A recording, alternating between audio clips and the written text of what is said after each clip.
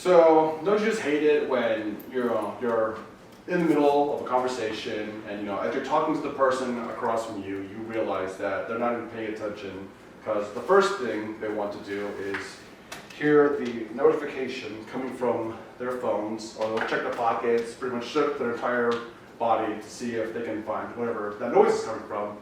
And then as you're mid-talking, they look at their phone and they realize, oh, they got a notification, they got to take it right away. And then once you realize once their text is over, they realize it wasn't even anything important at all. It was just some random thing that pretty much cut off your entire conversation and ruined it. And so some examples being like TikTok. You can mind your own business, walk down the aisle of any grocery store. All of a sudden you go through an aisle and you see a couple of people just doing a random TikTok out of nowhere, completely disrupting the whole system of the grocery store.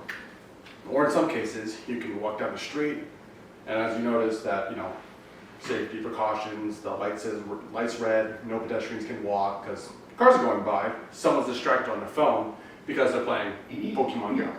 And they think, oh, I need to go get this Pokemon right away, otherwise I'll miss this Pokemon or miss this event, and then an accident can occur. Well, stuff like that usually occurs to more of the youth side rather than the adult side. So with that, it brings to my topic, social media and youth. And with that, it pretty much goes to saying, when it comes to kids or teens, usually around those between elementary school and high school, I believe that it is bad for kids because it can affect their mental state as well as the contents that they see might not be appropriate for them, thus could lead to mentally affecting processes, as well as also affect their social group and social status.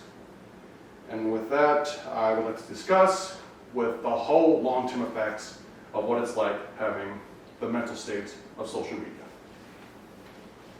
And so with that, I continue to go on with how social media can cause a huge impact when it comes to kids and youth, because as I mentioned, social media over time can affect their mental state. Social media and its contents could be a little inappropriate or scarring and might cause some overlasting effects with their minds.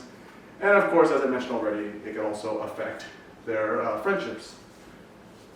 And with that, I go on with the history of social media. So the article that I found to support this is Assaulting the Citadel of Section 230 Immunity, Products, Liability, Social Media, and the Youth Mental Health Crisis by Matthew P. Bergman. And with that, one quote would state, the addictive potential of social media was observed by media professionals as early as 2009. And so we can clearly see that as of it now being 2024, this goes back as early as 2009. Thus, at that long period, there have been signs of children being affected by how they see social media.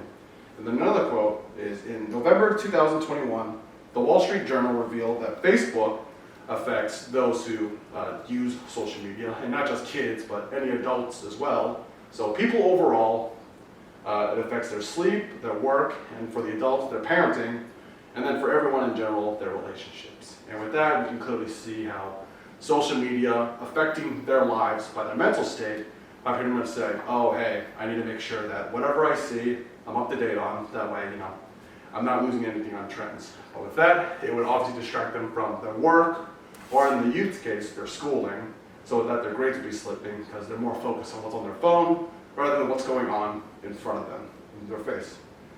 And then with that, they would pretty much be like, okay, well, if I back off from their phones, I can just, take a break. Why do I need to think that social media is bad? Well, it can also relate to what they see.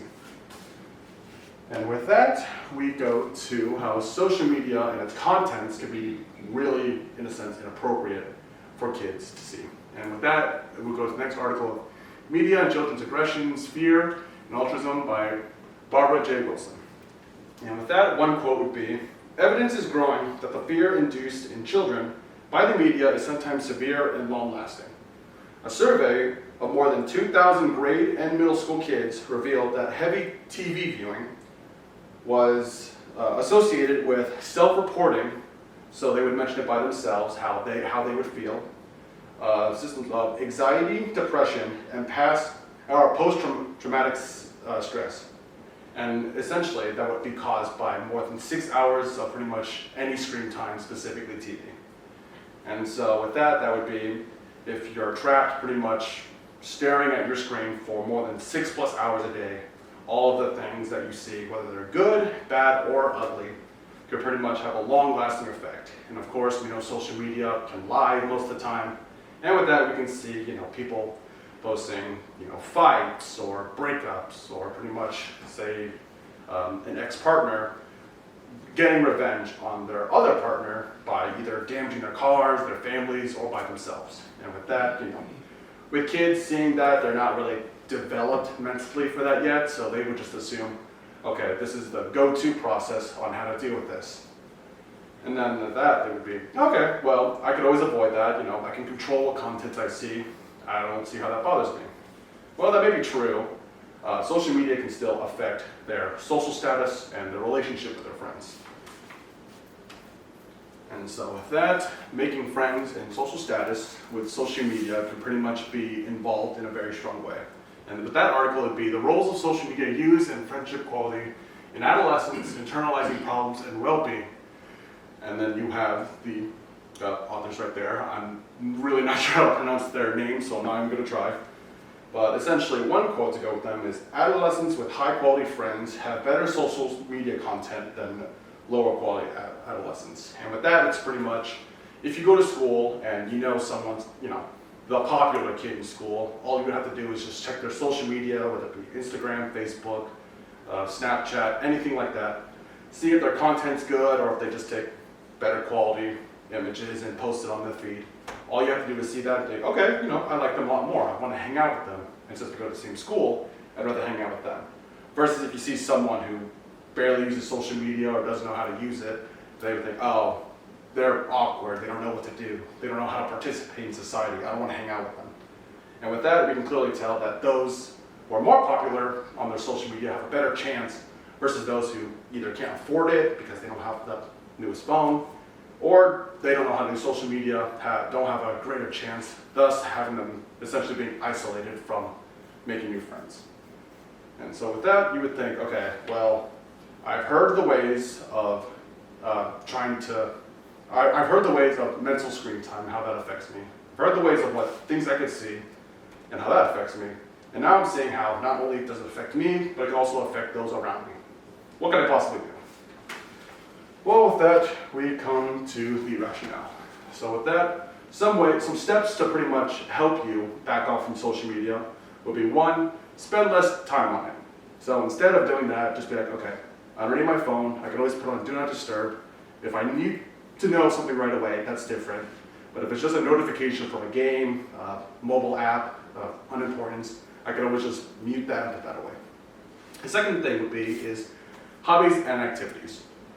Clearly, we see a lot of people making activities and hobbies with social media, and sometimes they get paid for it. But there are other ways to, do that without having to always rely on your phone. There's puzzles, there's books, there's arts and crafts, there's music, and most commonly there's sports. I'm sure people would rather do that than rather just sit around and not do anything, pretty much wasting their lives away because they're just sitting there on their phones instead of moving their bodies and getting their brains working. Another thing, if you really don't want to do any of those hobbies to dedicate yourself to a better life, which could take a while, would be to pace yourself.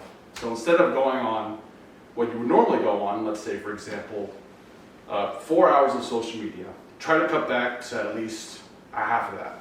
So give yourself like half an hour every 2 hours of social media. That way you're still pacing yourself, but you're not overly shoving social media down your brain. So that way you're not brain dead in a sense from being distracted on social media.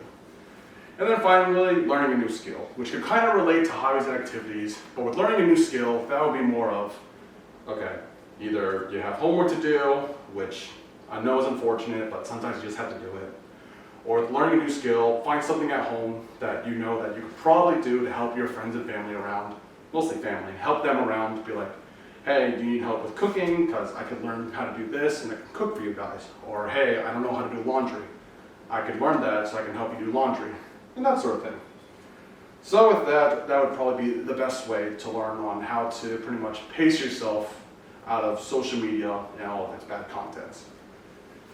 And so with that, it would be pretty much to conclude that social media for the youth is not a good thing, or is a bad thing. And so with that, we can clearly see how it can affect, their anxiety, their depression, their sleep, and their work ethics because of how much social media they see. We could also go to how scarring it could be for some people to look at its contents and think, man, this is going to bother me for the rest of my life because I found that either too scary, too inappropriate, or too addictive. And then with social groups, we can tell that those who have the better posts will get the better friends, and those who don't get any friends. And so with that, we would pretty much conclude with the fact that with social media, it's sometimes good to just take a step back, learn a new skill, or just do a new hobby. Because would you truly wish for the future of the youth to be trapped in their technology, as the world needs them to be the steps towards a greater generation, distraction-free?